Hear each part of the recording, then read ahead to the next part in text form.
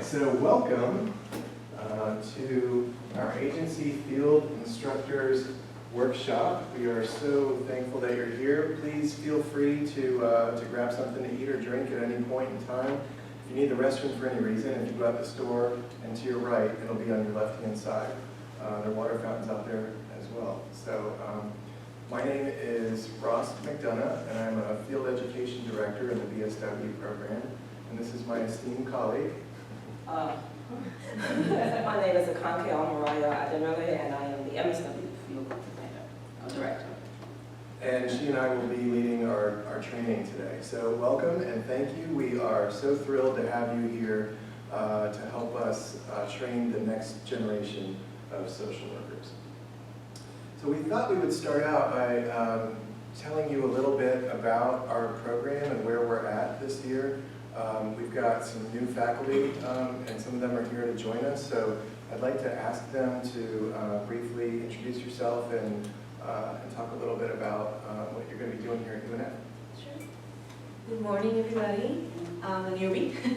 I'm Yolanda Machado Escudero, and I am going to be the faculty, what we call that, this faculty liaison, what we call it? Perfect. For one of the master's programs, students. And I'm also teaching advanced practice with children and adolescents. I just graduated and moved like a day later from Georgia at UA, so I'm very new. So I'll be glad to know where you are, what are you doing. I'm sure some of you I will meet when we do the meetings at your agencies, but I'm learning. I'm learning with the students, I'm learning with you all, and please reach out. Thank you, and welcome. Good morning, everyone. I'm Jennifer Barr, also a newbie, not quite as new as Yolanda, but also new to UNF and to Jacksonville. I will be the field liaison for those of you who have advanced generalist MSW students. This semester I'm also teaching psychopathology with our MSWs, and I have a wonderful class of BSW students who are new and excited to be in social work. So it's really a neat mix to have the advanced generalist MSWs who kind of know what they're doing in field, and then also our brand new BSW students. I've also been on the other side of the house as well in Tallahassee. I worked a lot as a field instructor on the agency side, so I know I just love having social work students at my agency. One, because they helped tremendously for those of us who might be understaffed, underfunded, in social services. So it was so wonderful to have students, really help. And I also found that the students often invigorated my staff and helped my staff step up their game because they knew they had new eyes watching them. So really appreciate, it's extra time investment on your end, and so we really appreciate you putting that in for our students. Hi everybody, I'm Christy Cummings. This is my second year here at UNF, and I'll be the field liaison for about half of our traditional first year MSW students, and I also teach generalist practice and evaluation. So we were very lucky to be able to search for 2 faculty positions last year, and we got both of those positions filled, and we're very happy with that result, obviously. And so the BSW program is doing great. We just graduated our 5th cohort of students last May, and we have a full group of juniors that came in this year. We can take up to 40, and we have 40, so we're really excited about that. State of the MSW program. This is our third year. I came in on the second year. We're doing really well. The first year we admitted 6 students. We came down to 5. They all graduated last year. This May. It was really good. Then we admitted 15 more last year, and they're going strong. And this year we admitted, I believe, 25. And so this is the 3rd year of the MSW program. We are also going up for the final section of accreditation, and we are looking forward to it. Everything is looking good, and we should be certified and accredited by hopefully the end of the year. So, and then we'll go up again for another couple of years. So, thank you so much for supporting us, and we look forward to working with you again this year, new partners. And for those of you who don't know about accreditation, when we start a new social work program, it takes about 3 or 4 years to get through that process, but we absolutely will be fully accredited here soon. We're just in the middle of that process still. Another development this summer was that our MSW program director, Dr. Jennifer Spalding-Gibbons, is now the department chair of the Department of Sociology, Anthropology, and Social Work. And this is the first time we've ever had a social worker as department chair at UNF. It's kind of a big deal for us, so we're really excited about that.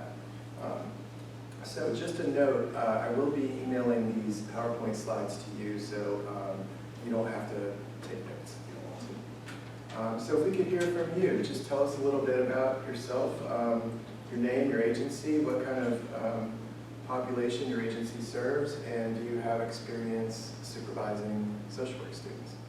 You want to start us out? Sure. Good morning, everyone. I'm Linda Wilson. I work for Lutheran Services of Florida Health Systems. And the population I work with, it's basically macro social worker. We're a funding source, and so we fund programs that serve children all the way up throughout the lifespan. And experience supervising social work students. I supervise bachelor's level social work students.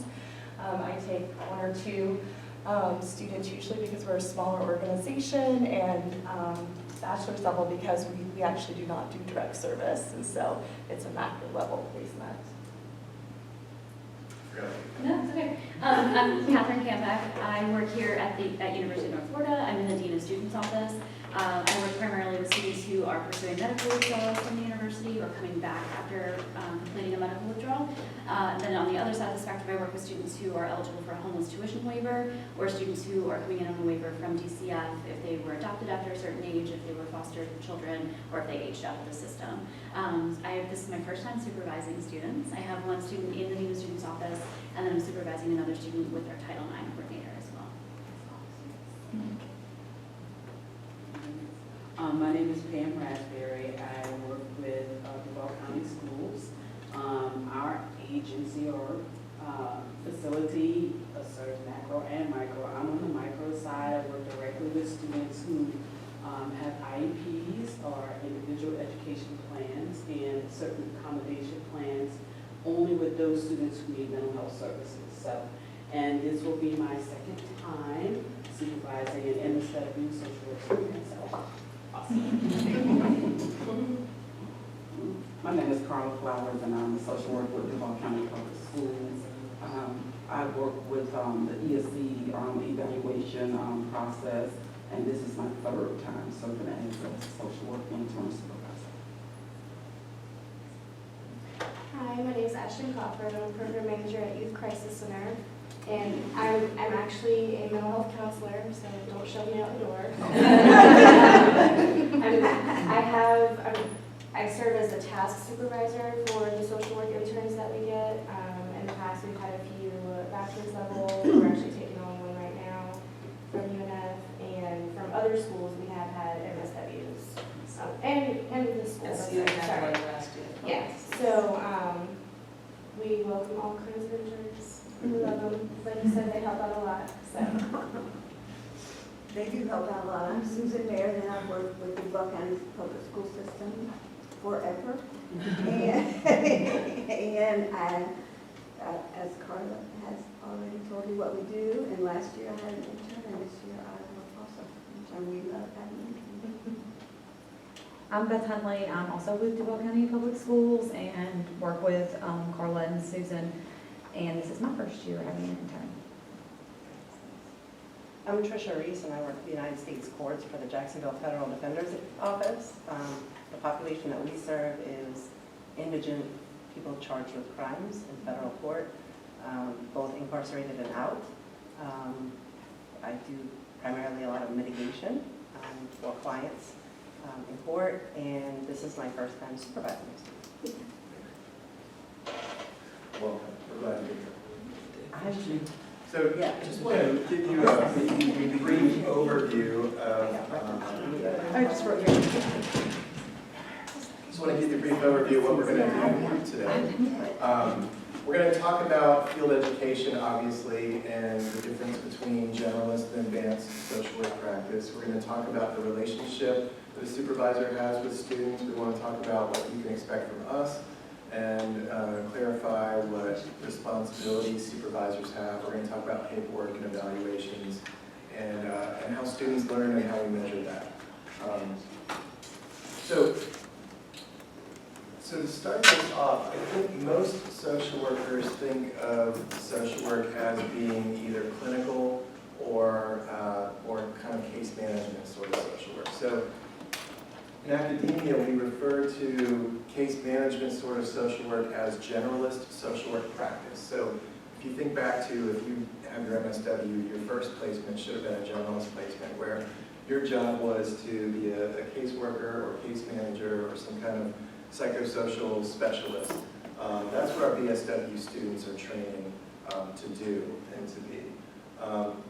Advanced social workers are similar to clinical social work. I'm going to let Akanke kind of clarify what that term means. Yeah, so being mindful that the students in the MSW program, we only have one concentration right now. I don't know, when you went to school, you probably had either clinical or macro, or you had schools or mental health or what have you. So many schools are doing that, so we're not unique in that endeavor that we have. The concentration is called advanced generalists. So what we basically are expecting our students to learn, it's not just only the clinical piece, but also macro. That's always important. So I like to think of it of some student working in a rural area or even in an urban area where there are not many social workers or they're feeling so exhausted that the student has to do, or the social worker has to do the clinical piece. They have to run the groups, they have to make referrals, they have to advocate for on behalf of their clients. So in that effort, they're doing all three. They're doing micro, meso, and macro. So that's the holistic piece that we are asking, that's the concentration we have, and that's what we are asking the agencies to do with the students. And these are only basically the second year students. First year students, traditional, they do basically follow the same as the BSW, just with maybe some more discussions and so on. And we'll get into what the supervision should look like. But that's the, in a general nutshell kind of way, what advanced generalist is. Still keeping in mind that it must be evidence-based, it must be, we still will do the research and so on and so forth, yeah? So our goal with the graduate program is to turn out the most well-rounded, holistic thinking social workers we possibly can. We know that a lot of graduate students attend graduate school thinking, I know what I'm going to do, I'm going to work directly with people, and within 5 years they're in some kind of administrative role, and they don't get the the education about balancing a budget or writing a grant or supervising other social workers. So we've embedded those things into this curriculum so that we've done, I think, a pretty good job of preparing students for a lifetime's worth of career, not just the first 2 or 3 or 4 years of their career. And they will be eligible for licensure, by the way. All right, so at the generalist level with field instruction, this is where students take what they've learned in the classroom and they're going to apply it in real life situations. And they are supervised by a social worker. And that social worker helps them become oriented to the profession, oriented to the agency, and helps them sort of synthesize their experience with their clients and get the most out of this learning opportunity. The best practice for supervision is weekly, but we understand people get busy, things happen, so as long as it's at least once every 2 weeks, that's our request. So field instruction at the advanced generalist level. At the advanced generalist is the same. We ask, even for the generalist students, if you have a first year student or a second year student, we ask that you do meet with them at least a minimum, we say, of 1 hour per week. I always like to say that I will not go to a therapist who doesn't have supervision, who doesn't have some support system, I will question and I would definitely ask, well, who's supervising you, even if you have an LCSW. It's really important that the students have an opportunity to bounce ideas off, and not only the ideas, but how are they feeling, you know? Any observation that came up or what have you, they must have an opportunity to process that, right? And it's a learning opportunity. And two, we know that it's a requirement from CSWE that you have an MSW or 2 years post-experience if you are the field instructor. And if you are the task, you can be an MSW or not. You know, we make some allowances and so we shift some things based on our professional experience and based on what we know from about you and the agency. And the difference between a task Yeah. The difference between a task and a field instructor is a task instructor is Ashton mentioned, she's a task instructor because she comes to us with a mental health background, which is great, right? Because the students can get the mental health perspective of it, as well as the social work perspective, or psychology or what have you, but that's the task instructor. We still need that MSW to sign off on the paperwork and to do that 1 hour per week supervision. Please know that it's not an UNF thing, it's CSW requirement, so it's across the country. Okay. So for my generalist students, these are the BSW students or first year MSW students. They're not yet clinicians, right? They are facilitating change in clients, and it's a planned change, and they're addressing systems at the micro, meso, and macro level. A lot of our generalist students will go on and do clinical work or advanced work, but right now they need this foundation. And we like to say once a social worker, always a social worker, right? So even though I do clinical work outside of UNF, if I come across one of my clients who's there to see me for clinical reasons and they have some other kind of issue, they're not safe or they need help with Social Security, I still fulfill that role for them even though I'm a therapist, right? So we like to think that social workers, no matter what their role, will always be generalists at the end of the day. So what role does the supervisor play in the minds of the student? Well, you would be their mentor, their coach, their teacher, also their support system, their advocate if they need it. You can help them understand what the resources are and help them access those resources. And you're also sort of a role model for them. They're going to look up to you. When I think back to my supervisors when I was in social work school, that relationship was really meaningful to me. And I still can hear my supervisor's voice sometimes, right? When I'm going through something and I can hear him say, like start with a client is, or something like that, right? So you are a role model for our students. Here are some roles you want to try to avoid with students. Friend, best friend, lover, roommate, parent or family member, drinking buddy, gambling partner, co-defendant, co-conspirator, right? Luckily, social workers have really good boundaries, and this is almost never an issue, but we just want to make sure that we're clear about that. The primary purpose for students in your agency is to learn. But they should also become an asset, not just to you, but your agency and the clients that they serve. And we hope that your expectation of them increases over time, and that they're given increasing responsibility over time, and that by the end of their internship, they should resemble an employee. That's our hope. Yeah, and then you notice the 450 hours, that's what the BSW students for the whole year. I'm just plug it in right now for MSW. The first year, we expect them to complete a minimum of 400, and in the second year, a minimum of 450. And I think we will probably get to that. And I think we talked about what an advanced generalist concentration is, and that's just to give you some further information. I like to see it as grounded and liberal. Yes, ma'am? What is meso? Yeah, so meso that's a good question. So it's really where the students at their agency might have an opportunity to, if you have a group, some educational group that we want to run. So they're doing, some kind of teaching, that's the best way to explain it. And we notice there's an overlap. So the student might be doing some work with individuals, groups and so on, or they might be running a group, or they might be making referrals, or what have you, or they might be advocating on behalf of the client, or on behalf of a cause. So let's say you have a homeless situation, and we ask the students to just send a letter, do something on behalf of that population, not so much your client. And if I might say right now, some of the assignments students are doing in class, and we always ask that if they don't have an opportunity at your agency, to at least have a conversation with you. And we'll get to the mastery piece in a bit, but I just wanted to plug that in. Yeah?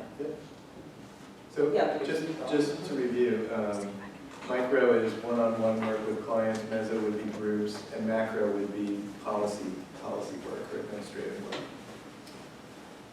Okay. So our students, let me brag about our students for a minute. I have the best one, I want you all. Ross said I had the best one. I don't tell everybody that. We are lucky at UNF.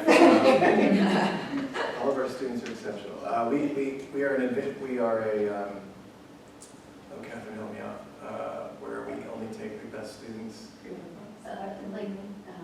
It's a selective, selective admission. There's a word for that. It's escaped. Limited access. Limited access program. There. Thank you. So we are a limited access program. That means if we have 40 spots and we get 75 students who want to be social workers, we take the best 40. And the way we do that is we look at three things. We look at GPA. We look at their writing ability. They have to conduct a writing assessment because social workers do a lot of writing. And so we have to assess that they're confident at writing. And the third thing is we actually interview them face to face to make sure that they have the interpersonal skills to do this work, right? If you can't look someone in the eye when you shake their hand or carry on a conversation, it's going to be a really rough ride for you. So we want to weed those students out before they ever even get into the program. So luckily, because we can be selective up front, our students tend to be really good. Also, our students do a year in the program taking classes before they go into the field. And if we do let somebody into the program who wouldn't be appropriate to practice in the field, we don't let them go into the field. So the only students who advance to field education are the ones who have not only performed very well in their courses, but also have demonstrated to us that they are capable and competent to actually work with clients. And if I might just say, that's the BSW students, right? So MSW students are going into field during the first semester. So they're taking courses simultaneously being in the field, right? And of course, we require that our students abide by HIPAA, federal law, like HIPAA, and any state law, and also the policies of your particular agency where you work. These are the courses that our BSW students have completed before they actually even end up in the field. And the same for, you see the list for MSW. Some of those courses they take, again, they're taking them right now, like foundations and difference in discrimination and oppression, right now for your first year students. Second year students are further down the list, the research and the integrative seminar and so on, and including the electives and the difference based on their interests. But the idea is that they're coming to you prepared, with the academic background. So we have two tracks in the master's program. We have advanced standing, and that would be for students who already have a BSW. And then we have the traditional two-year program. Our traditional two-year program students have an undergraduate degree in something other than social work. It's probably psychology or criminal justice or sociology or something like that. But a lot of even our traditional MSW students, a lot of them do have some experience working in a social service agency of some kind, and a lot of them are coming back for school. Our MSW students in that first year, they're new to the profession, and they're still forming some of those concepts like person in the environment, self-determination, start with a client is, that kind of stuff might be new to some of them. So our placement process, basically what we do is we introduce a student to you, we ask you to interview them. If you guys like each other, then we move forward. And you would have them go through any kind of background checks or screening or administrative stuff through your human resources department. And then they get a form signed from me stating that they have indeed been accepted at your agency for the coming term. They get all that paperwork done, and then the start of the semester happens, which started last Monday, a week ago Monday. There's some important dates, and again, I'm going to send you these PowerPoint slides so that you have it, but Labor Day is September 2nd, Veterans Day is September 11th, or November 11th, and Thanksgiving this year, this is weird, I think it's because we have a new president. Our Thanksgiving break is the entire week, so we are out that entire week. The last day of the semester is a week later this year, probably because of that. The last day of the semester is December 6th, so our students really should have their hours done by December 6th. We can always use that next week, which is for finals, in case students are just need a couple more hours, but that's our target date when we really want to try to have them get their hours done. It's $225 per semester for our BSW students. Our BSW students are in class on Tuesdays and Thursdays, which means in theory they should be available Monday, Wednesday, Friday. Of course, some of them have, or a lot of them have part-time jobs and other responsibilities. And our students, yes ma'am? Question about the Thanksgiving holiday. Will the students not be available even though the organization is open? Yeah, the students can do hours on a university holiday, but they can't be required to do hours. It's optional. It's optional. So the same for MSW, which we're dealing with more adults, but so it's up to them if they have hours to make up. And I always say, have those conversations ahead of time, so that we're not, it's like, oh, by the way, today's Wednesday, and I'm not coming in next week, or whatever, or tomorrow. And for the students, they are in class Monday, Wednesday, Tuesday, Wednesday, Friday, doesn't matter, because they're taking electives, particularly second-year students. So I wouldn't worry so much about when they're in class, but how the time they have available to come to you. That's for later in the day. Yes, always, yeah, so they can come in during the day, yes. So for the spring semester, that starts January 6th, and we have Martin Luther King Jr.'s birthday on January 20th, spring break, you see there. And the last day of the semester is going to be April 24th. We don't quite have a finalized schedule for spring yet, so our BSW students will most likely, it'll be the same, they'll be in class on Tuesdays and Thursdays.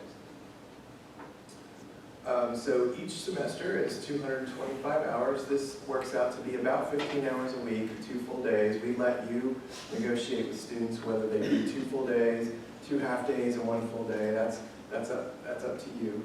We want them to stretch their hours out over the entire semester. We tell them you're not allowed to do 40 hours a week and be done in October. We want them to be able to work with clients over time, and we think that that's the best way for them to learn. So they can finish a little bit early, but not significantly early. They track their own hours. Your agency may also track hours. I know YCC does that, has their own separate tracking form.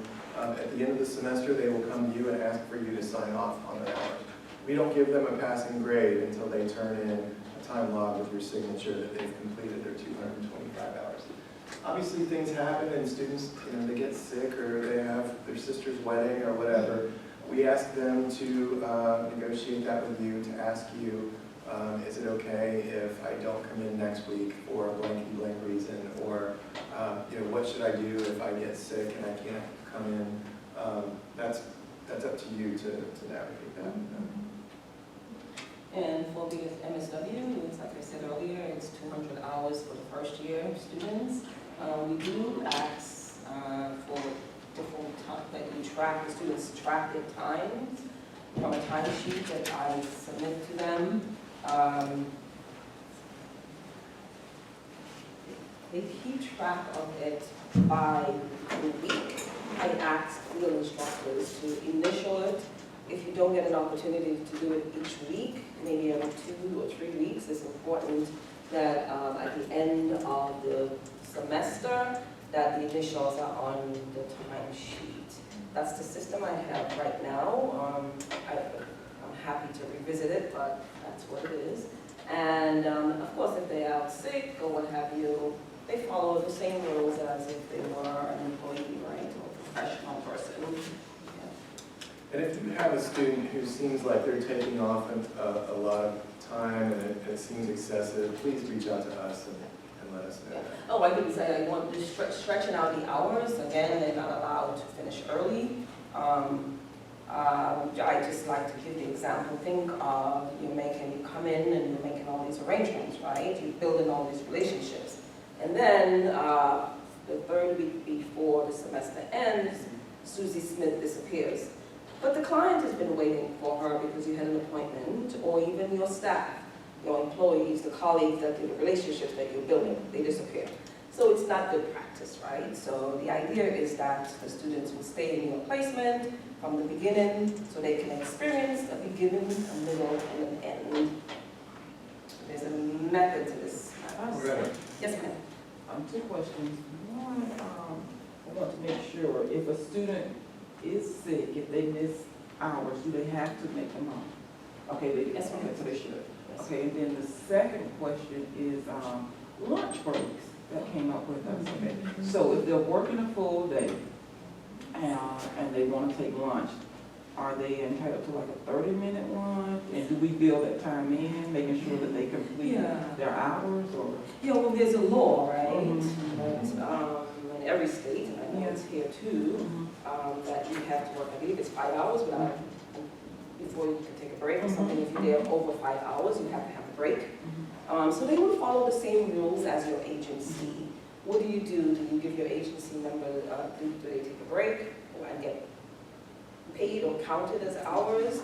I'm pretty flexible with that because at the end of the day, the students, most of the students are going to go over their hours and going to work more hours. So I don't want to say it's a hard and fast rule. I don't know what you say. I think it depends, and we leave it up to you, really. Yes.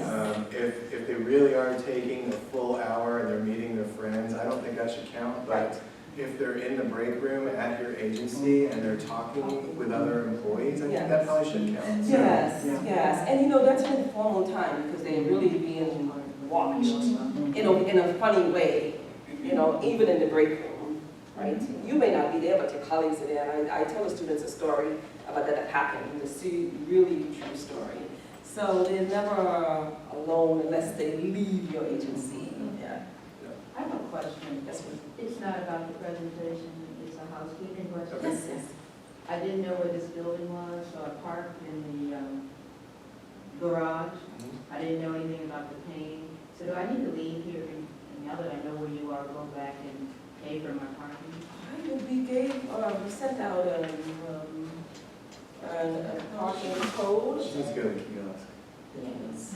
And someone else said, I didn't get that email. Yeah, I'm sorry, what agency in your name? Elder Source Vanessa. Elder Source, yeah, I didn't remember getting an RSVP.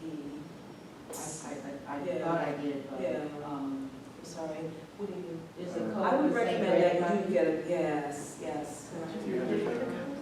Can I give her the code? Yes, please, thanks. And you need your license plate? Yes. Okay.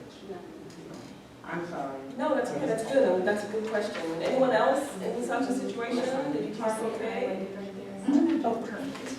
Okay. Is there a kiosk near here that you can? I know where, I saw, Okay. I asked the lady, how do you work this? Well, I had a code, I'm like, okay, I was already. Yes, I'm so sorry about that. Yes, yes, and it's being taped, so if you missed a piece of it, I'm sorry, I didn't get your name again. Vanessa, yes. Vanessa, it's being taped, so you can always go back and watch the piece. Okay, so each student is enrolled in a course called Field Seminar 1, and what do you call it at the master's level? Seminar? Integrative seminar. And that course is meant to kind of help students make sure that they're applying what they learn here on campus to what they're doing in the field.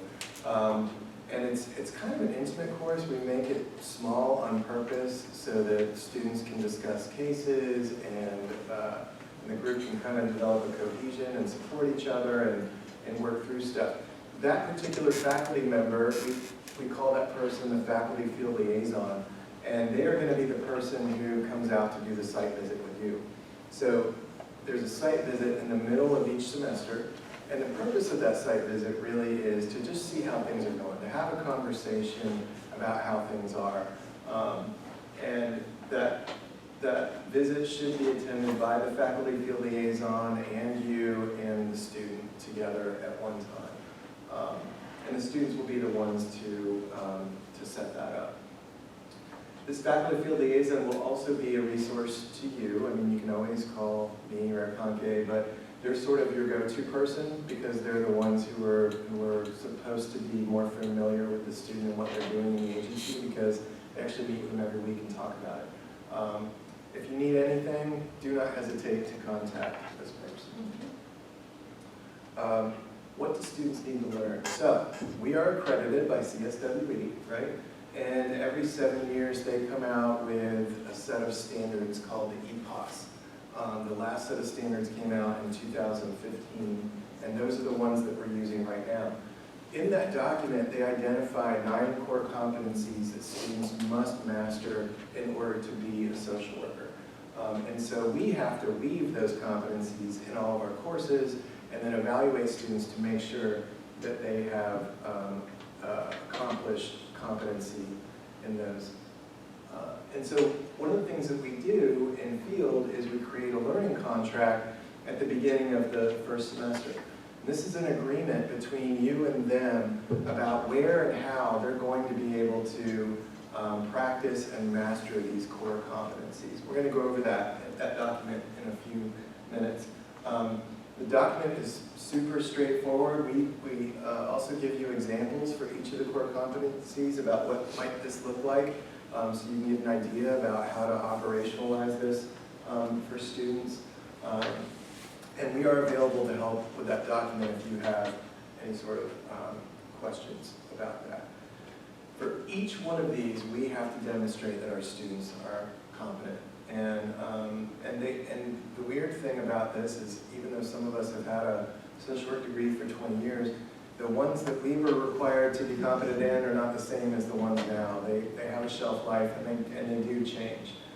So we do need to go over those today so that you're just familiar with that. And that'll make the learning contract a little bit more smooth. How do we assess our students to make sure that they're competent? We ask you to do an assessment of them. So we'll send you an email at the end of each semester, and you'll be able to click on a link and assign values to each of the core competencies for your student. How are they doing? We expect that at the end of the first semester, those scores will not be as high as at the end of the second semester, right? Because they're still in progress. So we hope that that they're going to continue to make progress in that last semester. We also do an exam with them. It's kind of like the licensure exam for social work at the end of right before they graduate, to see how we're doing as an organization. And overall, last year our scores were really actually pretty good. So the paperwork, some of the stuff we've already completed. You guys have already done your applications and your agency agreements and sent us your resume. The learning contract would be something you would do in that first week of the semester. And then that student evaluation is done at the end of each semester. And it's an electronic file. So just to kind of explain how things work at UNF in terms of our structure. In the BSW program, our director is Dr. Paul Clark, and then I'm the field director. In the MSW program, Dr. Spalding Givens is the program director, and Akanke is, or as the students like to refer to her as Professor O, is the field education director. Our faculty field liaisons, these are the professors who are teaching the seminar courses. At the BSW level, we have Amanda Chapman, who is a child welfare specialist, and then Tracy McDade is the president CEO of Children's Home Society. A lot of you probably know her. And then in the MSW program, we have Dr. Christy Cummings, and Dr. Machado Escudero, and Jennifer Barr, and Professor L. That's it, right? Yeah, I just wanted to, I always try to put a plug in for field education, social work, the Council on Social Work Education, that's the people who guide our practice, says right now the field is a signature pedagogy. And that's basically where the students are socialized into social work education. So they learn those terms. Even if you were not a BSW, you learn strengths-based, you learn those names. It's like you going and you're getting into new culture, right? Where you're forced to use those terms. So I also want you to be mindful of that. So that's basically really where the rubber meets the road. So sometimes the students are really good with the coursework, and they fall apart in practice because they cannot be socialized. Something is just blocking them, right? So that's where you come in, or we come in to help them make that transition smoothly into being socialized into social work and nothing else. Even if they're placed at what I like to say, a host agency at a school or a hospital where you're around teachers and principals, or you're in a hospital around doctors and nurses and so on. We want to hear the voice of the social worker. That's different. And we can't have a social work program without you, without your partnership. That's right. We could not exist. So thank you for being what CSW refers to as the most important ingredient of social work education, is what our students do with you.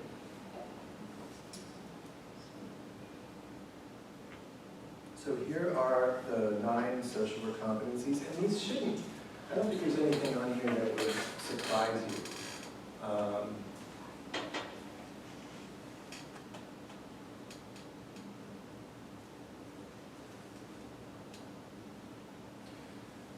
Sometimes number 4 isn't always obvious what that is. Basically, your practice, your social work practice should raise questions that you might want to seek out research to answer, right? And your research might create ideas about how to practice better. That's basically what number 4. So I noticed from, based on my experience from number one is pretty clear, right? So how are the students doing professionally and so on? Are they practicing ethically? Your agency should be. Diversity is important. I think sometimes we overlook that. And what we teach in the classroom is not so much diversity alone, but we talk a lot about cultural humility. You'll hear students talk about that. You'll hear students talk about cultural competency, and which is an overused term, right? How can you be culturally competent? Number 3 is that we want to advance in human rights. I mean, I think we overlook those 2, those 3 and 4, because what is that? What are we talking about? Well, each one has a right to justice, right? What does that look like? Justice of education, justice of housing, justice of rights to honest and just trial, court trial, juvenile justice, and so on. Environmental justice, that's pretty new, but they also need to hear this. So at some point, as you evaluate the students, talk about those things. The student might have read something in class, you can ask the question. Because you remember earlier we said that you're learning too. There's some new information, and it's okay if you can just be okay with that. With our students bringing in information, because it can be a win-win and a shared experience. So you can hear, like, what's this environmental justice thing about, right? Well, I've had students that, who've done really research on the dumping, the areas in Jacksonville, which I learned a lot from, especially when I was new. Like, really? It's everywhere, right? So why are we taking our computers and sending them overseas and so on? Think of the water in Flint. Water in Flint, I always use that example. And research, and if you're not sure, just the students can do a reading for you and bring it back to you. That's part of the being an instructor. Right? You can assign readings. You can assign readings, yeah. And the informed research, we skate over that one too, but you would not have an agency if you haven't, somebody has done some kind of research, right? Evidence-based practice, why do you do what you do? Because you've tested it and so on. So I think we know what we do, it's just an idea of thinking about it a little deeper. So. And number 6, they use this term engage. What they really mean is building rapport. So engagement in social work speak basically means developing those trusting relationships with clients. And students, some students are very natural at that. Some students need a little help with that. We think all of our students have good interpersonal skills, but quite honestly, they're pretty nervous about, and you might have picked up on that. They're pretty nervous. I tell them, if you're nervous, that's okay. I think that's normal, and I would be nervous if you weren't nervous. So it's okay if you're nervous, but they may need some coaching about deep breathing, or these are just people you're talking to, and they're just like you, and that kind of thing. You forgot number 5, policy. That's another one too, right? How do you make that connection and feel? And again, students are learning, they are in class, they have policy classes. Ask them, and they can tell you what they're doing and help you to, because you really need to know, right? You need to know all 9 what they're doing, what you really can't assess them. Something is missing. So if you're feeling uncomfortable that I haven't heard from the student, just ask, because I can assure you that they are covering all of these in class.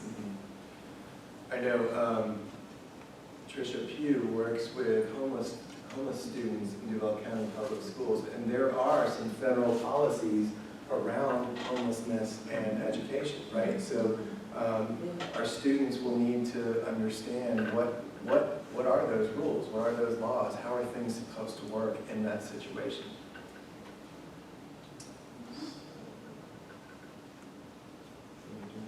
Yeah, so we just kind of broke down some of the activities just to give you an idea of what they might look like. So for instance, competency 1, where you talk about how you demonstrate ethical and professional behavior competencies, they should be able to attend meetings, and we will post this as well, so don't feel pressured to write. So they should be attending meetings, professional meetings, looking at you. Please know that you are modeling for them all the time, and so on and so forth. They should be able to respect the code of ethics. We talk about the code of ethics a whole lot. These are the code of the NASW code of ethics of social work, right? So again, even if they're placed at a school or a hospital or anywhere where you have other professionals, the NASW code of ethics, it's number 1, primary. That's the one that that rules their practice. They should be talking about, in supervision, about how they're feeling, their personal biases, and that's okay. We all have biases, issues that we're working on, right? But it's how we get the students to think about them, think about their self-care, and so on. That's just an example of some of the activities. The list is so endless, right? And you probably have specific things that you want them to learn at your agency as well.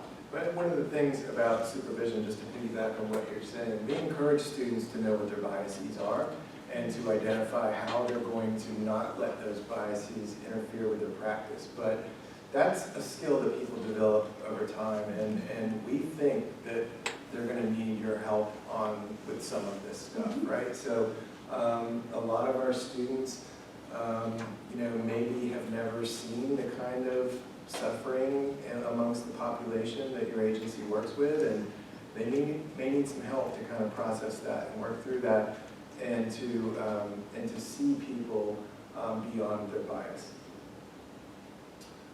Do you want to do it, Vince?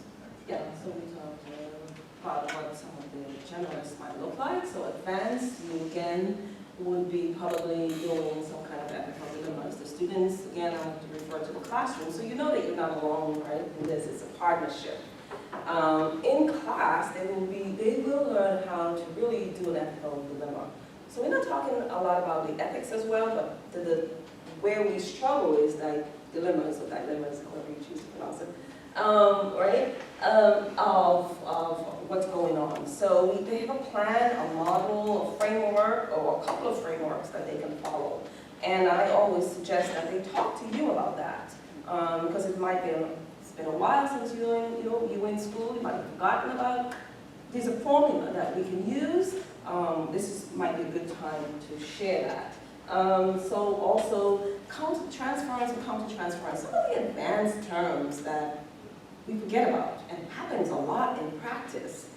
Good opportunity to talk about those. Self-care, goodness, we get burnout. There's a lot of information and literature you can actually bring some in and discuss on burnout, particularly if you're working in child welfare, in the public school system, everywhere right now. I think we all, as social workers, we can get really burnt out. And we have to know that and own it and so on and so forth. So those are the things, the advanced activities that you can discuss with your students and have them do as well. You can have them even co-lead a group, right, at that time, or even be the leader of the group and so on.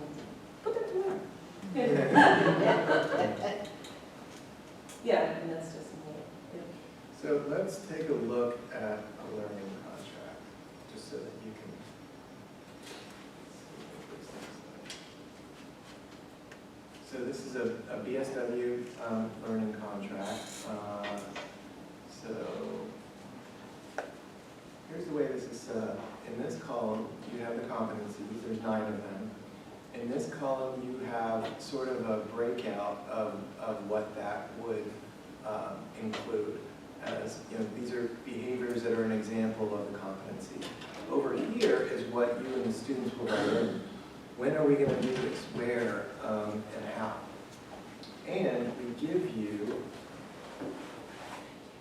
give you some examples of what that might look like. So students will, and you will have, here's for competency 1, here's some activities that you might want to put in these boxes here.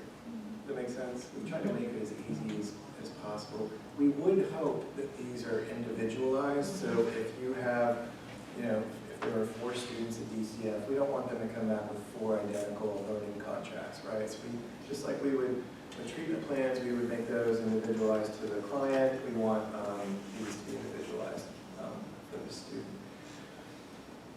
I imagine that this is sort of a conversation that you have with the student so that we can be purposeful in what we're going to do.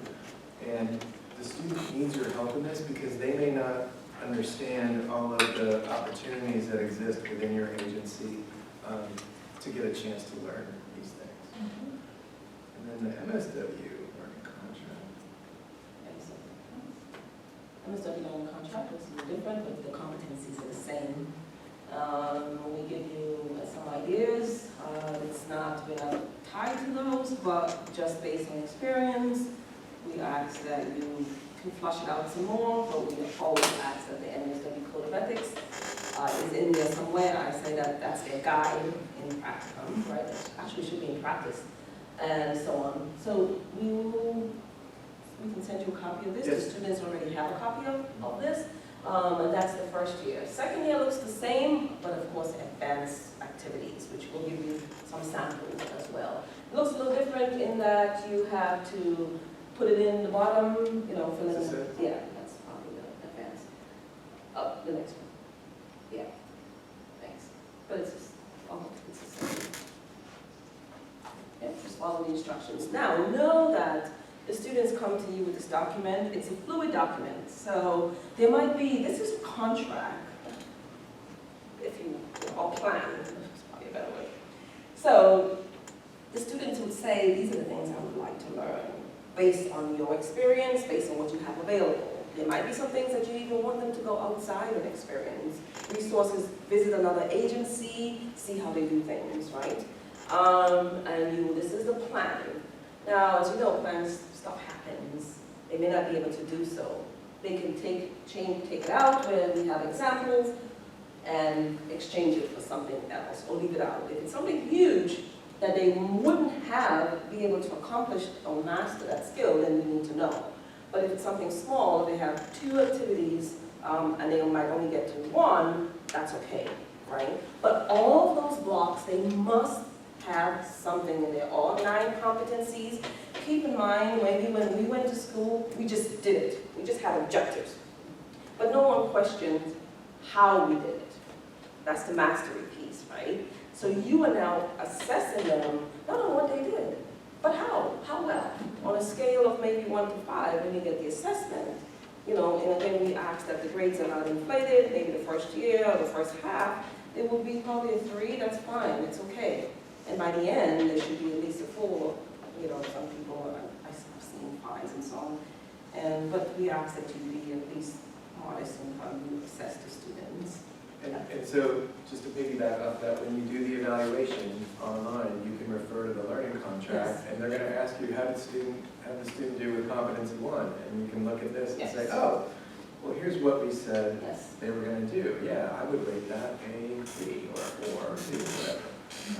So it's, we design these so that they work hand in hand with each other. Any questions about the learning contract before we move on? Will you have a class with them to go over this, or have you already done that? Yes, ma'am, we do have a seminar, so we have faculty members, and the seminar, some we've had already, and some are coming up. Okay. That's a good question. So they're not left alone, right? So they're either with you, or with us somewhere, or in class, as they go through this experience.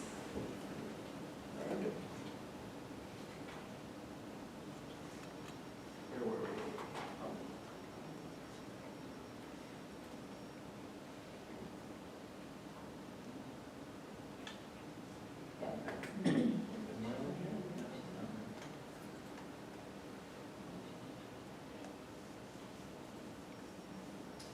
Okay, so just to talk about safety here for a minute. There are 2 things our students absolutely cannot do. And this is not our role, this has been decided by the Board of Trustees and the Office of General Counsel here at UNF. They can do home visits, and I'm a big believer in home visits. When I hear social workers say, I don't do home visits, like I think, like, what a lightweight, you know? Home visits are important, and I think they're a really great opportunity to get to not only see how their clients, you know, what their circumstances look like, but also, you know, people are more natural in their natural environment, right? So I think it's really important. However, they can't do them by themselves. As long as there's someone else with them, they can do home visits all day long, but they can't go alone. Also, they can't drive a vehicle, whether it's theirs or yours or someone else's, if there's a client in the vehicle. So they can't transport clients if they're the driver. They can be a passenger in a car with a client, but they can't be the driver in a car with a client. Does anybody foresee this being an issue at your agency? No? So we ask that you talk about safety with your student, talk about how to respond to, you know, to things that could happen, and how to deal with, you know, unexpected or harassment or threats of violence, that kind of thing. I know in your agencies you have those policies and procedures. Just please help our students understand what those are.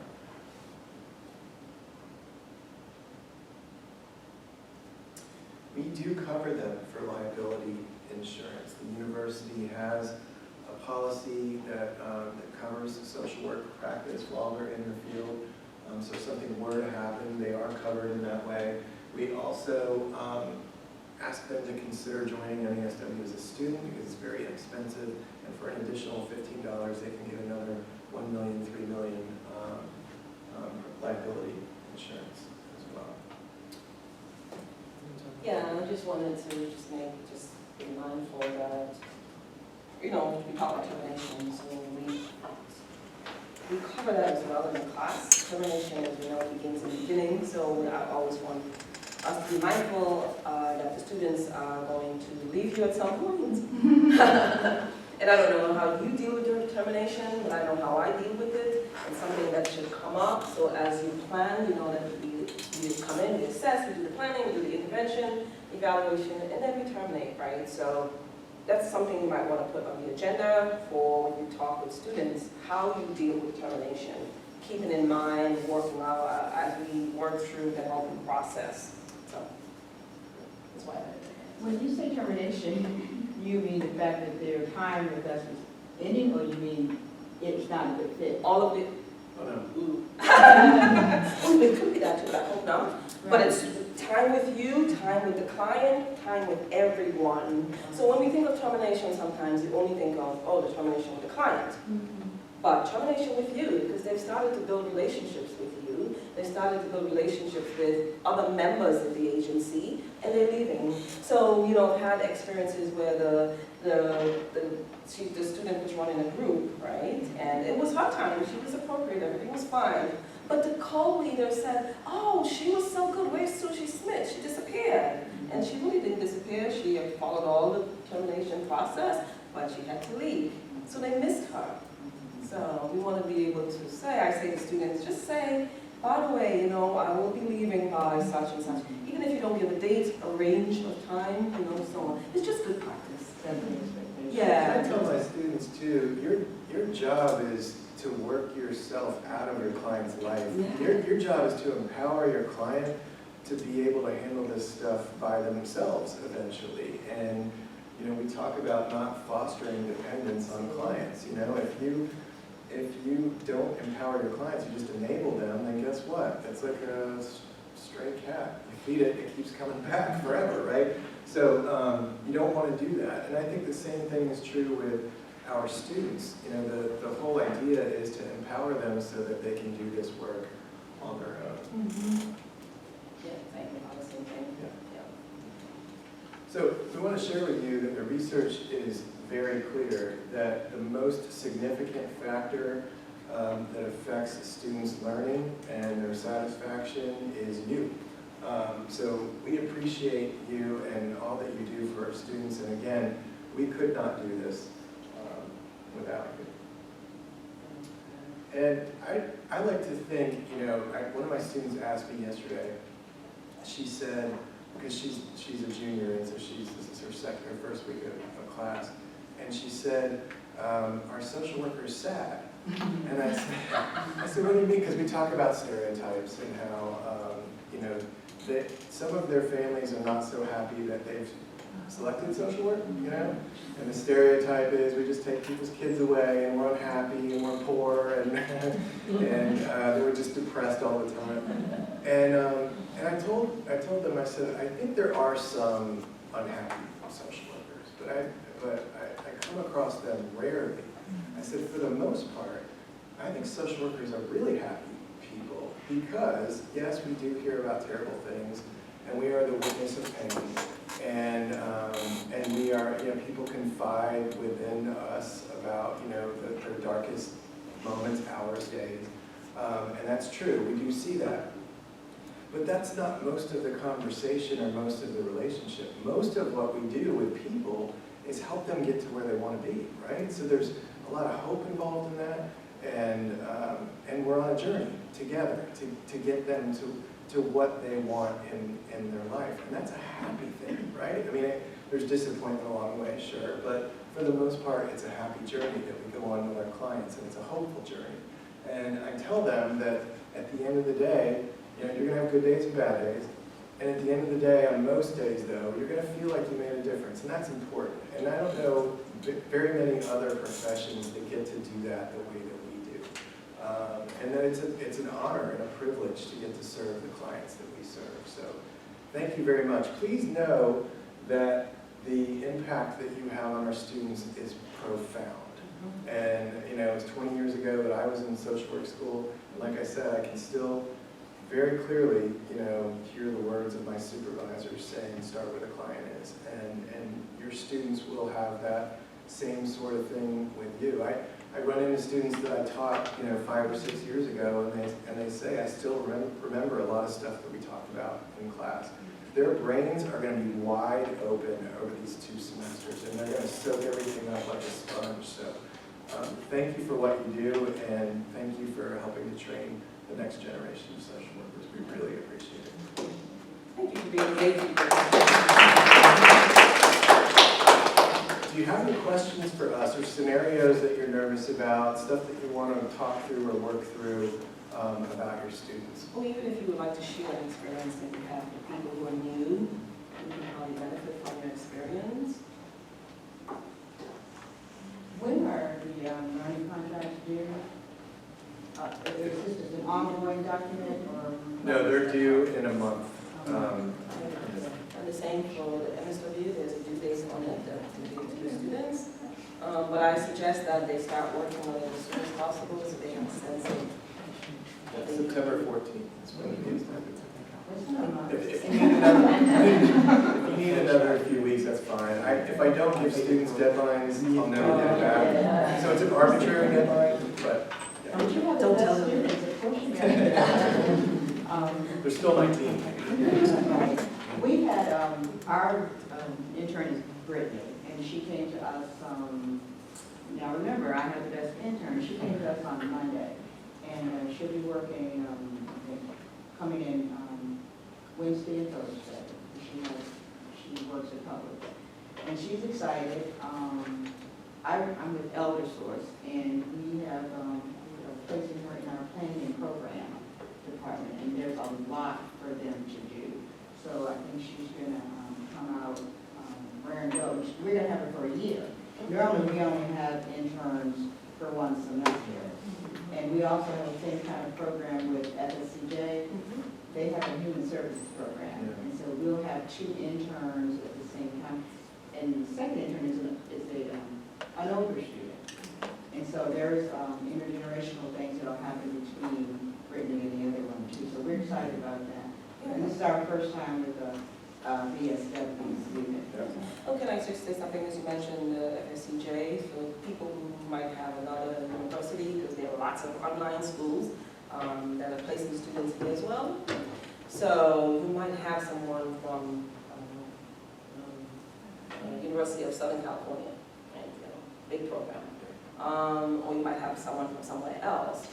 You might look at the learning contract. They all will come with a learning contract, or the competencies, and they might look a little different. I don't know if everyone really moved to 2015. They should, but don't be distracted with that and say, okay, well, this looks different, or that looks different, or are you asking me to do something else, or whatever. Each school has, even though the competencies might be the same or a little different based on where they are in their accreditation process, just stay tuned to UNFs, right? If you have any question about anything that's different, please feel free to send the liaison or me an email or something, phone us or something. Okay, that's the only thing I want to say, that this might be a difference in some of the Another thing I want to say too is that we do sometimes have issues with students. It's rare, but every once in a while something surprising happens, and we just want you to know that if there is a problem, we want to know about that, and we want to address that with a student. I don't want somebody to get that BSW if they shouldn't be in the field for some reason, right? So Catherine Camback used to be the advisor in the BSW program and upstairs in the College of Arts and Sciences, and she knows we've had a couple students where we were like, you got to change your major. We're not going to let you become a social worker. That's not going to happen. It's rare, but it does happen, and if it is something that we need to know about, please tell us, because once they get that BSW, they're a social worker for life, right? Think about it. And yeah, I can just piggyback off that. It's definitely better to know earlier rather than later, just as far as the academics are concerned, because then if the student needs to change their major, if they're BSW, they're in their last year, and so it's best to get them out of that as quickly as possible if necessary, to maybe see if they can still be on track for graduation just in a different major. Because this is the first time they've really been in the field. Yes. Right, right. So this could be, There's a lot out there that could be frightening. There's a lot of good stuff. There's a lot of good stuff. But telling me this, I can't do this. And it's not for everybody. Not everyone's cut out to be a social worker. It's you either have what it takes or you don't, and we don't always know that until they're in the field. So please reach out to us if you have any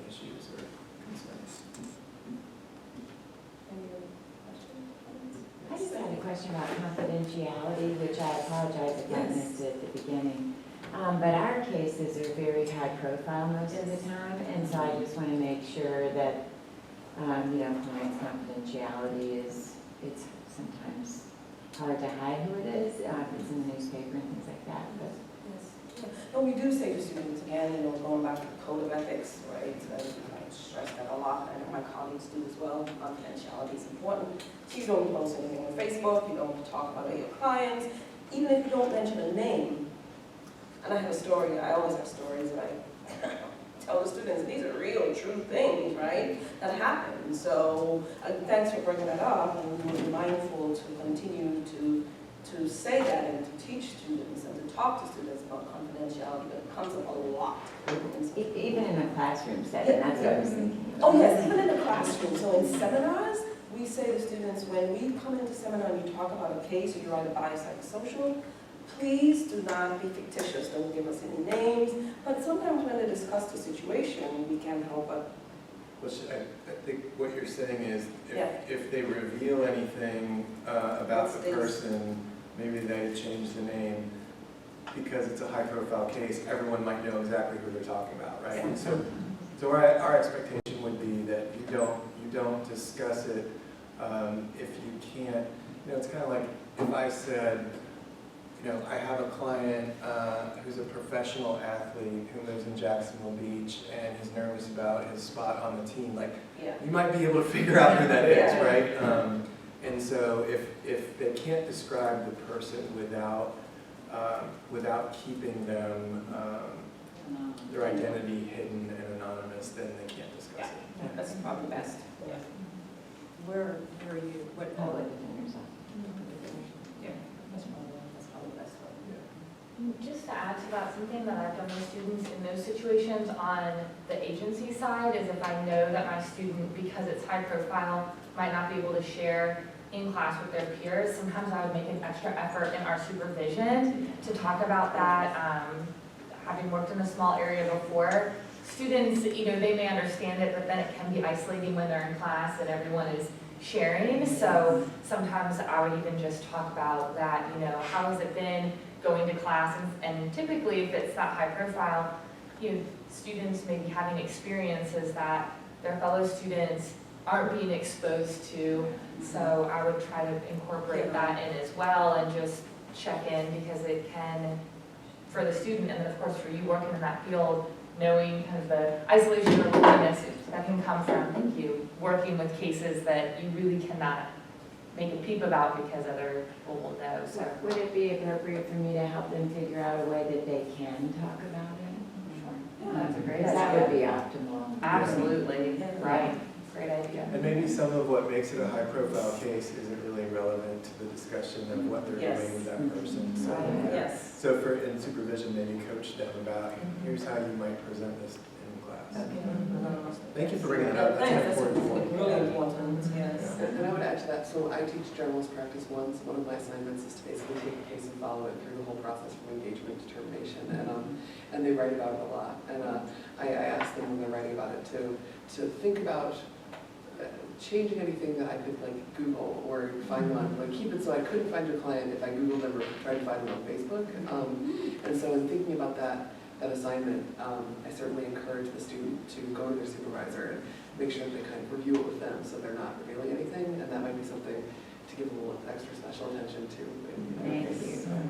Very nice. You see, when we said they're not left alone. Thanks for sharing those, colleagues. That's really helpful. Can't say thank you enough. Really. Yeah. I'm excited. We are too. Thank you so much for the partnership. We really can't do this without you. Is there Any people questions? that arrive, introduce yourself so I can get to know those that did not. Yeah. I'm Sarah Baldwin with the Public Defender's Office. I'm Jasmine Jerome. I'm the lead therapist at Youth Crisis Center. I'm Vanessa Boyer, and I And go. Hello, welcome to this presentation to give you information on how our Title IX office works with our university partners to ensure that all of our genders are treated similarly in campus activities. We're going to review the legislation that we are required to follow, and that legislation applies to the entire campus community, which includes vendors, contractors, faculty, alumni, staff, students, and parents. If you have any questions at the end of this presentation, our contact information will be available. The EOI office is housed in Building 1 in the J.J. Daniels Building in Suite 1200. I am Marlynn Jones, the Title IX coordinator, and I am assisted by Fanti Norman, who is pictured to your left, and Katie Half, who is pictured to your right. The most important thing we want to say is thank you. On behalf of the Division of Administration and Finance and its Vice President, Shari Schumann, and the Office of Compliance under the direction of Dr. Joanne Campbell, those are the two offices we report to. We want to thank you for all that you do to support our students. Without you, our students would not be able to get all of the experiences that they need in order to be competitive for jobs when they leave here. The United States Department of Education's Office of Civil Rights enforces Title IX of the Educational Amendments of 1972, and that protects all people from discrimination based on gender in educational programs and activities that receive federal funds. And that includes money from state and local agencies and federal grants that a lot of our professors receive to fund their research. In exchange for that money, we must operate in a non-discriminatory manner in all areas of the university, from recruitment to scholarships, to athletics, and to the genders that we have in different majors. We have to make sure that there are no majors for females or majors for males, but that all of our programs are open to all of our students. The penalty for institutions that violate Title IX is the federal government can remove all of its federal funds. Currently, we have about 14,000 students enrolled, with about 91% receiving some type of federal funding.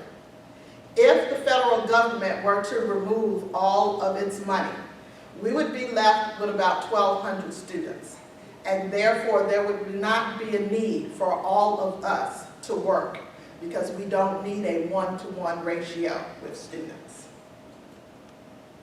One thing that we want to stress is that all relationships are respected at UNF, and we want to make sure that all of our students feel free to express themselves. In 2011, the same year that the federal government came out with its Dear Colleague letter to guide institutions on how to treat Title IX cases on their campus, there was the scandal at Penn State University. At that university, there were different individuals who obtained knowledge of wrongdoing on campus, but none of that information got to the office that is in charge of keeping the university safe, and that is the Title IX office. There, one person told Jeff, somebody else told Sally, somebody else told Jane, but the information never got to where it was supposed to go.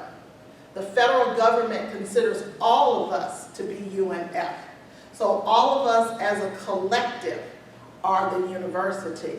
Therefore, if any one member of the university has information about wrongdoing and it is not shared with our office in Title IX, we are not able to investigate.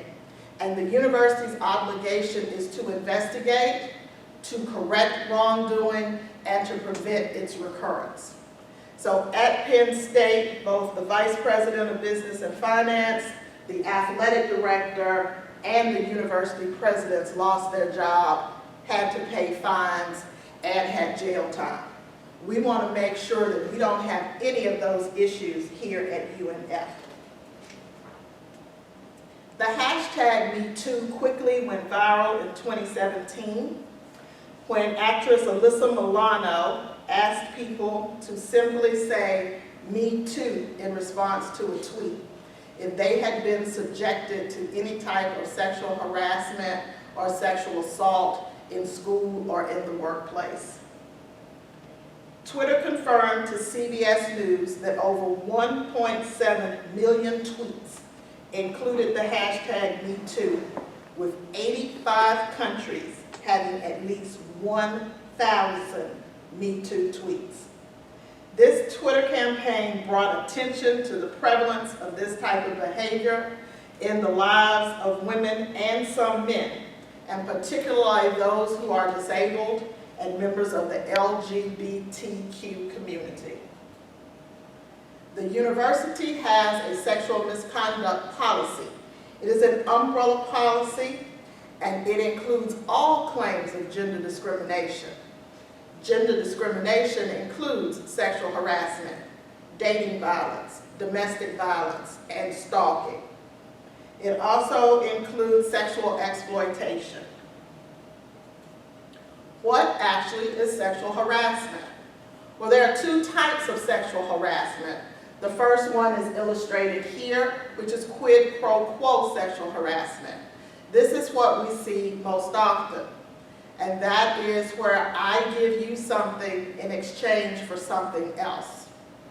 We want to make sure that we cover ourselves and that no one in a position of authority over any of our students, including graduate assistants, teaching assistants, mentors, faculty members, internship coordinators, do anything that makes a student feel that they must do something they feel uncomfortable doing in order to receive a grade, an evaluation, or a letter of recommendation in any of the programs at the university.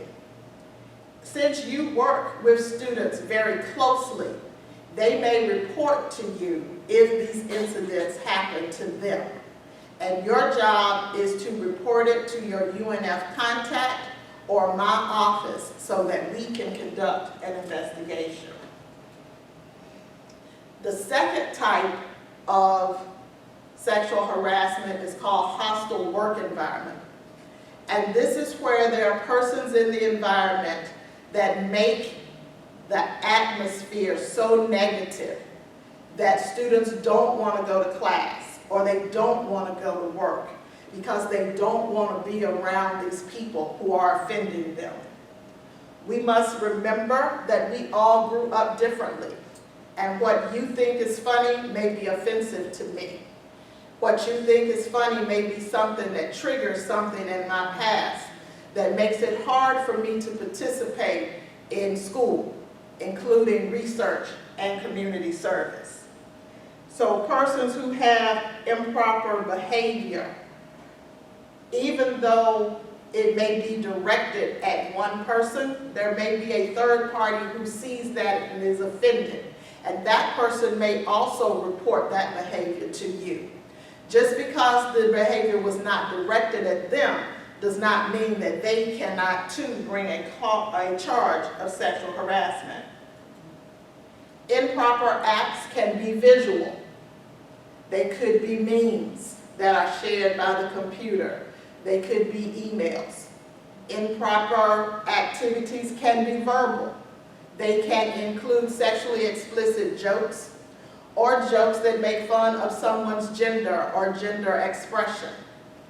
And they can be physical, with inappropriate hugs, touching, or trying to force someone to kiss them. Remember, all of these acts are inappropriate in the workplace. Now, UNF cannot tell you what to do in your home. There, you can behave however you would like. But when you are at a UNF function, a UNF activity, or a part of a UNF educational experience, these types of activities will not be tolerated. Memes have become very popular. Some people think they're funny. We had someone to use one as a screensaver, and they were in a public area. There were students who walked by this area daily and they were offended. They reported to our office and we had to do an investigation of that employee. Think twice before you share anything that is sexually explicit, because again, what you think is funny may be harmful and hurtful to me. Also, remember that if you are using a university computer, it is inappropriate to share any of these types of things.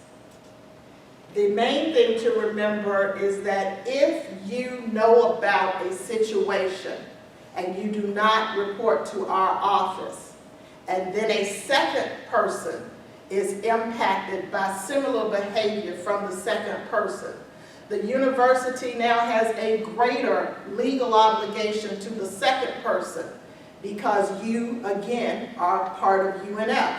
And therefore, if you have information that you have not forwarded along, that means that we did not act quickly enough and we did not prevent the behavior from recurring. So, sexual harassment, what is it? An employee sends a student intern repeated requests for dates, excessive text messages and emails, expressing romantic feelings. The student says she's not interested. The employee continues to send these requests to the students. This person is not a supervisor. This person is a colleague. The student tells you, the UNF direct contact, is this sexual harassment? Yes, it is. The student has expressed to please stop asking me. I am not interested. And this person has persisted. This person is perceived by the student to be in a position of power and authority. And that power dynamic itself makes this scenario one that is sexual harassment. Persons using vulgar languages and obscenities, openly visiting pornographic websites, leering in suggestive manners at different students as they pass by, making off-colored jokes in areas where you have student interns.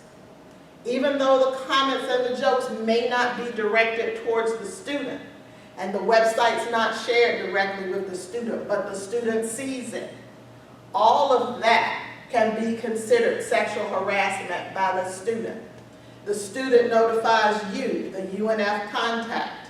You need to make sure that UNF knows, either by contacting your contacts in the Department of Social Work or contacting my office. Cubicles are used in a lot of work areas. There are a lot of people who don't realize how loud their voices are and how much they care. What you say in your cubicle can be heard by those around you, and it can be offensive. Someone coming in every Monday talking about their sexual exploits over the weekend may offend one of the students. If the student notifies you of this, this is sexual harassment, and you need to notify the university. University visitors coming to a fundraising event. We have a lot of people that we depend on making donations to the university, and while we are very thankful for their support, and we could not make it without the financial support of some of our donors, we still must make sure that our donors are acting appropriately when they are around our students. And if you see something that you believe is questionable, please bring it to our attention. Because just because the person does not receive a paycheck from UNF does not mean that it cannot be considered sexual harassment. And remember, the punishment from the federal government for these types of Title IX claims is them taking back all of their federal funds. I know something's happened, now what? Please notify the student that you're obligated to report the incident. Listen without judgment. without asking unnecessary questions.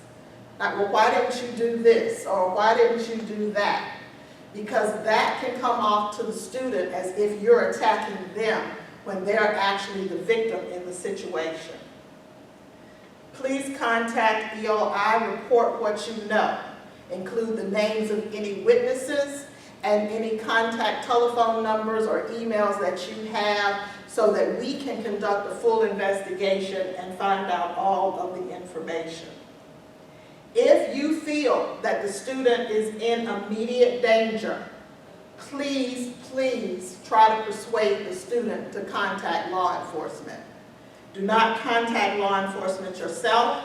That has to be the student's decision. But please make sure if you feel there is danger that you do try to remove the student from the dangerous situation. What do you have to report? Well, that's anything that a student tells you that may be considered sexual exploitation.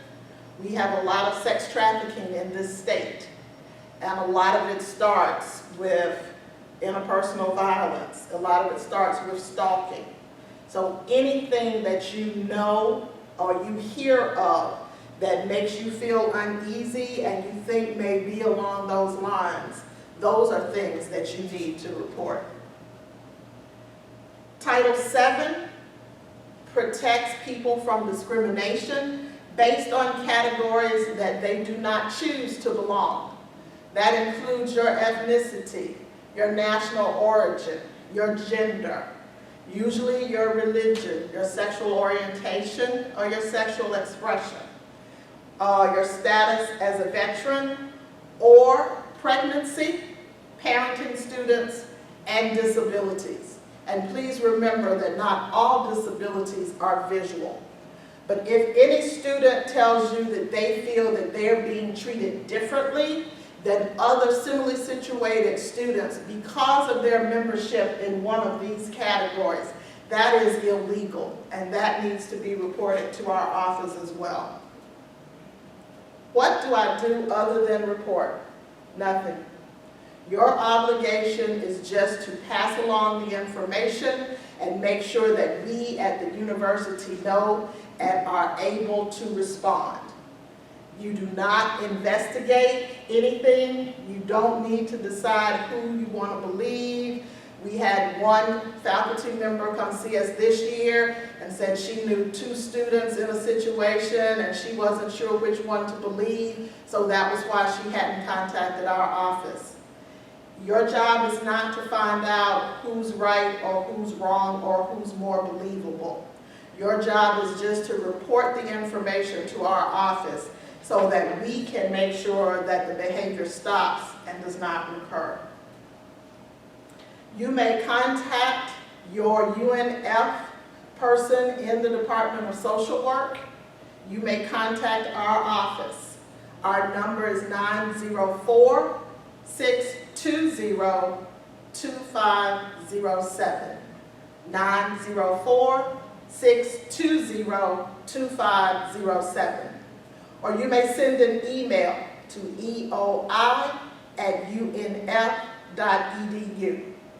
If you choose to send an email, please include any dates, any times, the names and contact information of any witnesses, and all of the details that you have available. Our goal for all of our students, including those who have been victims of sexual harassment or any type of sexual misconduct, is graduation.